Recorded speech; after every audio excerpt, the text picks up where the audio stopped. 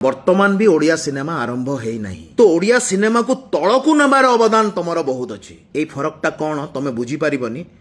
ଏଇଟା ଯେଉଁ ନୂଆ ଜେନେରେସନ୍ ପିଲା ନା ସେମାନେ ବୁଝିପାରିବେ ଆଉ ତଳେ କମେଣ୍ଟରେ ତମକୁ ସେମାନେ ବୁଝେଇଦେବେ। ଆଉ ତୃତୀୟ କଥା ଯେଉଁଟା ମୋତେ ସବୁଠୁ ଅଧିକ ଖରାପ ଲାଗିଲା ସେଇଟା ହେଉଛି ମୁଁ ଯେଉଁ ଗାଁ ଗାଁରେ ସିନେମା ଦେଖାଉଛି ତାକୁ ତମେ କହିଲ ଯେ ଏଇଟା ସାମାଜିକ ସ୍ୱୀକୃତି ମିଳିନି ସେଇଥିପାଇଁ ଆମେ ତମକୁ କାଉଣ୍ଟ କରୁନୁ। ମୁଁ ମୋର ସିନେମା ଦେଖାଉଥିଲି କିନ୍ତୁ ମୁଁ ମୋ ସିନେମା ସହିତ ତମ ପାଇଁ ରାସ୍ତା ବି ତିଆରି କରୁଛି। ମୁଁ ଯେଉଁ କାମଟା କରୁଛି ଏଇଟା ଯଦି ସତରେ ସରକାର କରିବେ ନା ତାହେଲେ ଓଡ଼ିଶାର ସିନେମା ବହୁତ ଆଗକୁ ପଳେଇବ। ଯେ 100 ଟଙ୍କାରେ ସିନେମା ଦେଖିବା ପାଇଁ ଅଡ଼ିଏନ୍ସ ଅଛନ୍ତି। ତମେ ଜାଣିପାରୁନ ଯେ ମୁଁ ଆମିର ଖାନକୁ କ'ଣ କହିଥିଲି। ହରିବାବୁ ଆଜି ଆପଣଙ୍କ ସହିତ ମୋର ଗୋଟେ ଲାଇଭ୍ ଡିସ୍କସନ୍ ଥିଲା ଯେଉଁଥିରେ ଆପଣ ମୋତେ 2-3ଟା ବହୁତ ଗମ୍ଭୀର ଏଲିଗେସନ୍ ଲଗେଇଲେ। ଆପଣ ଯଦି ଭାବିଛନ୍ତି ଯେ ମୁଁ ତାର ଉତ୍ତର ଦେବିନି ତାହେଲେ ଆପଣ ମୁଁ ଜାଣିନି ଆପଣ ଭାବିଛନ୍ତି ନା ନାହିଁ। ମୁଁ କିନ୍ତୁ ତାର ଉତ୍ତର ତ ଦେବି। ପ୍ରଥମ କଥା ମୋତେ ଆପଣ କହିଲେ ଯେ ମୋର ଓଡ଼ିଆ ସିନେମା ପ୍ରତି ଅବଦାନ କ'ଣ। ମୁଁ ତାର ଉତ୍ତରରେ କହୁଛି ମୋର ଆକ୍ଚୁଆଲି ଅବଦାନ କିଛି ନାହିଁ, କାରଣ ବର୍ତ୍ତମାନ ବି ଓଡ଼ିଆ ସିନେମା ଆରମ୍ଭ ହେଇନାହିଁ। କିନ୍ତୁ ଓଡ଼ିଆ ସିନେମାକୁ ତଳକୁ ନେବାର ଅବଦାନ ତମର ବହୁତ ଅଛି। ଏଇ ଫରକଟା କ'ଣ ତମେ ବୁଝିପାରିବନି। ଏଇଟା ଯେଉଁ ନୂଆ ଜେନେରେସନ୍ ପିଲା ନା ସେମାନେ ବୁଝିପାରିବେ ଆଉ ତଳେ କମେଣ୍ଟରେ ତମକୁ ସେମାନେ ବୁଝେଇଦେବେ ଏଇ ଯେଉଁ କଥାଟା କହିଲି ତାର ଅର୍ଥଟା କ'ଣ। ସେକେଣ୍ଡ ହେଲା ମୋତେ ତମେ କହିଲ ଯେ ମୁଁ ଯେଉଁ ଯାଇଥିଲି ଆମିର ଖାନଙ୍କ ପାଖକୁ ସେଟା ମୁଁ ମୋର ପର୍ସନାଲ କାମ ପାଇଁ ଯାଇଥିଲି, ମୁଁ ମୋର ନିଜର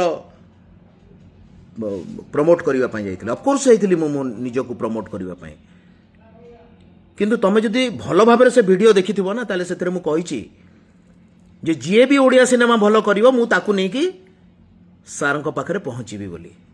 ତମେ ଦେଖିନଥିବ କାହିଁକି ଏତେ ସମୟ ତମ ପାଖରେ ନାହିଁ। ତମେ କହିପାର ଯେ ମୁଁ ମୋର ସିନେମା ଦେଖାଉଥିଲି କିନ୍ତୁ ମୁଁ ମୋ ସିନେମା ସହିତ ତମ ପାଇଁ ରାସ୍ତା ବି ତିଆରି କରୁଛି। ମୋତେ ବହୁତ ଜଣ କହିଛନ୍ତି ଯେ ଆମେ ବି ଏମିତି ଦେଖାଇବାକୁ ଚାହୁଁଛୁ। ଆଉ ମୁଁ ଯଦି ଯେଉଁ କାମଟା କରୁଛି ଏଇଟା ଯଦି ସତରେ ସରକାର କରିବେ ନା ତାହେଲେ ଓଡ଼ିଶାର ସିନେମା ବହୁତ ଆଗକୁ ପଳେଇବ। ବହୁତ ଟ୍ୟାଲେଣ୍ଟେଡ୍ ପିଲା ଅଛନ୍ତି ଯେଉଁମାନେ ଫିଲ୍ମ କରିପାରୁନାହାନ୍ତି। ତମେ କେଉଁ ପ୍ରଡ୍ୟୁସରକୁ ଆଣିଲ, ଫିଲ୍ମ କଲ, ଫ୍ଲପ୍ ହଉ ହିଟ୍ ହଉ, ତମର କ'ଣ ଅଛି? ତମେ ତ ଗୋଟେ 25-30 ବର୍ଷର ଏକ୍ସପିରିଏନ୍ସ ଆକ୍ଟର ନା। କିନ୍ତୁ ଗୋଟେ ନୂଆ ଡାଇରେକ୍ଟର ଯେତେବେଳେ ଗୋଟେ ଫିଲ୍ମ କରେ ନା ତାକୁ ଏତେ ସହଜରେ ଫିଲ୍ମ ମିଳେନି। ଯଦି ସିନେମା ହଲ୍ ଥାନ୍ତା ନା 300-400ଟା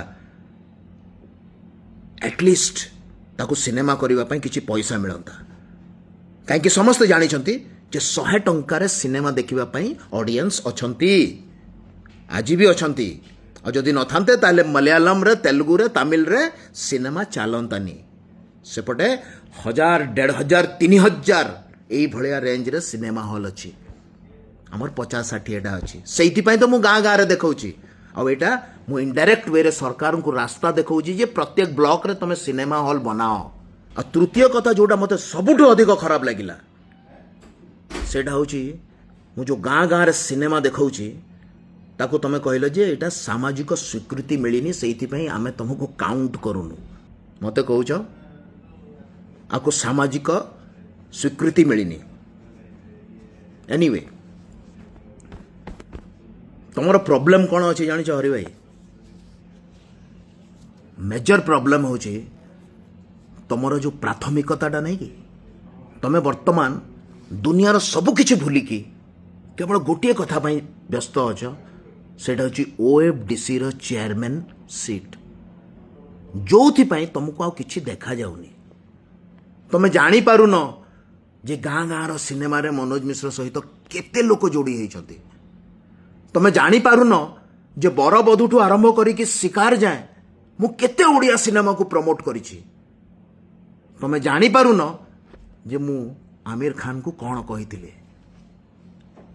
କେଉଁଦିନ ଗୋଟେ ଦେଖା ହୁଅ ପର୍ସନାଲି, ଲାଷ୍ଟ 2 ବର୍ଷର ହିସାବ ମୁଁ ତମକୁ ଦେବି। ତମେ ଯେଉଁ କହୁନ ମୁଁ କିଛି କରିନି, ଦେଖା ହେବ AWM ସିନେମାରେ ଯେଉଁଟା ମୁଁ 3 ବର୍ଷ ହେଲା ତିଆରି କରୁଛି।